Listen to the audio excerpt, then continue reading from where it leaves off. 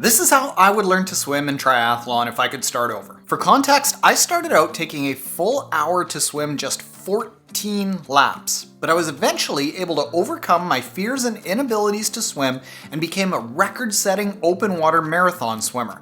But the problem was that I struggled with swimming for years, unable to make any progress until I figured out how people should really be learning how to swim.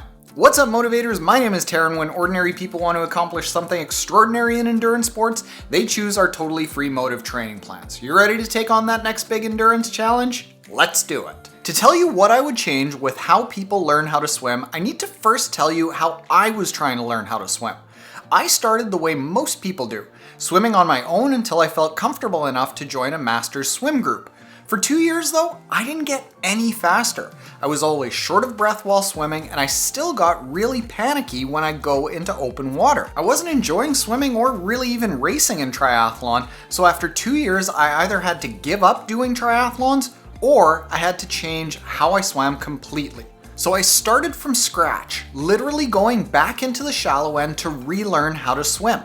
And after about 4 weeks, once I figured out what was missing, I really quickly became a front of the second pack swimmer in all of my triathlons. And then a year later, I started doing open water marathon swims of 15 and 23 miles, setting records for how long anyone had ever swam in open water continuously in our province. What I found during that process of relearning how to swim was that there are 3 big things that beginner triathlon training plans don't address, coaches don't talk about, and master swim programs assume that you can already do. And this results in people making very little progress, and even worse, ingraining bad habits that become almost impossible to fix the more we swim. The very first thing that we need to do before we start a training plan, before we join a swim group, before we even do a proper swimming workout, is we need to learn how to breathe before doing any of those things. In my super highly rated book, Triathlon Swimming Foundations, we call this breathing like a dolphin. You wouldn't try to learn how to run or bike or do strength training without even being able to breathe, but somehow we think that we can muscle through our lack of knowing how to breathe when we're in the water and still learn how to swim, and that's just not the case.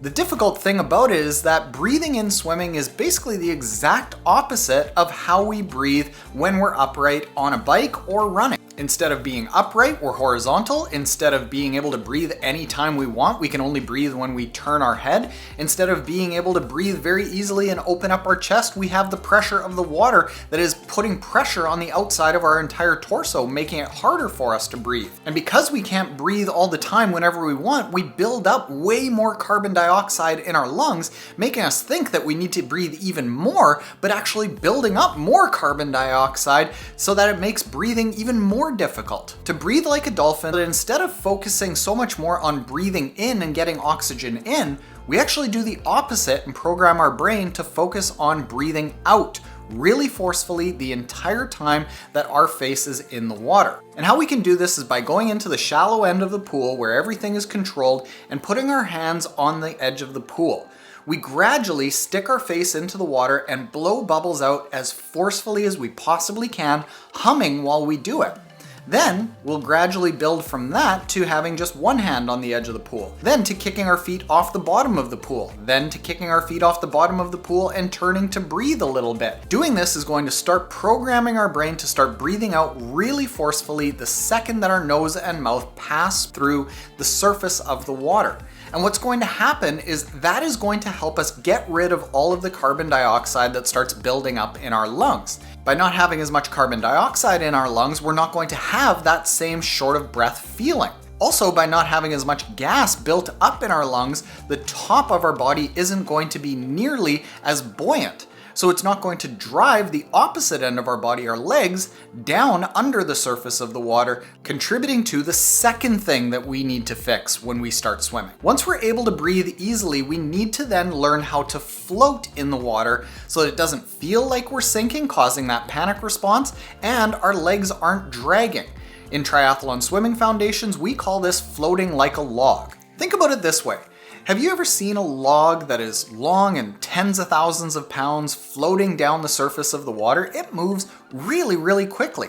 But if you've ever taken a very light, gnarled up tree branch with a bunch of leaves and a bunch of drag going every which way and tried to pull that through the water, you know how difficult it is to move that through the water. What we need to train ourselves to do is float at the surface of the water in one long single unit that is much more like that heavy log that we can easily skim across the surface of the water without a lot of effort. How we do this is with another sequence of drills where we gradually build up from putting our hands on the edge of the pool to kicking at the surface of the water with as little a kick as possible, and our feet feeling like they're kicking inside of an ice cream pail, so they're nice and narrow, and then building from that to kicking across the pool with fins and a snorkel and a kickboard. Then gradually we take away the kickboard. Then we might take away the snorkel. Then we might re-add the snorkel but take away the fins.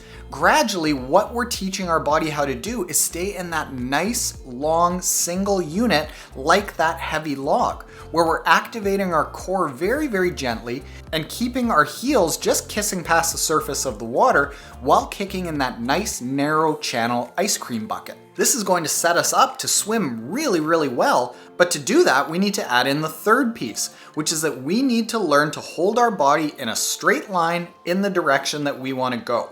And we call this swimming straight like an arrow. What happens with most triathletes is we swim about 20 to 30% longer than we actually need to in most races because we're swimming off course, correcting over and over and over. You want to know the quickest way to slow down your swim time and swim longer than you need to? Well, it's by actually swimming longer than you need to. What we need to do is train our arms to enter just outside the edge of our ear in that channel just out front of our shoulder. Then we need to make sure that our hand enters and our palm faces either straight down at the bottom of the pool or straight back at the back side of the pool opposite your legs.